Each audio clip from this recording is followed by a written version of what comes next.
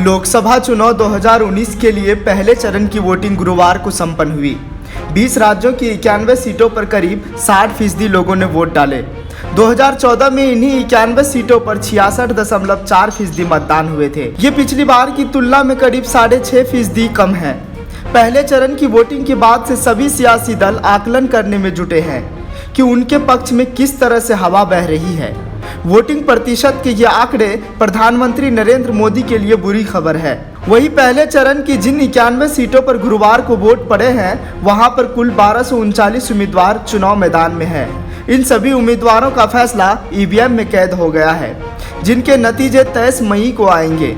पहले चरण में सबसे ज़्यादा मतदान पश्चिम बंगाल में 81% रहा और सबसे कम बिहार में 50% रहा, जबकि पश्चिमी उत्तर प्रदेश की 8 सीटों पर हुए चुनाव में 64% मतदान हुआ।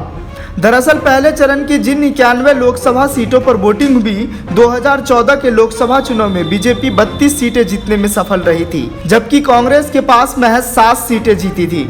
इसके अलावा 16 सीटें टीडीपी के पास, 11 टीआरएस, 9 सीटें वाईएसआर, कांग्रेस 4 सीटें, बीजेडी और 12 सीटें अन्य दलों ने जीती थी। लिहाजा पहले चरण की वोटिंग तो हो गई है, साथ ही 1239 उम्मीदवार की किस्मत ईवीएम में कैद भी हो चुकी है। लेकिन अब देखना दिलचस्प होगा कि 23 मई को किसके सर पर जीत का ताज होगा और कौन जीत का परचम लहरा पाएगा। Bureau report, national India news. आपने चैनल को सब्सक्राइब नहीं किया है तो प्लीज़ सब्सक्राइब कीजिए और ताज़ा अपडेट पाने के लिए बेल आइकन को दबाना ना भूलें।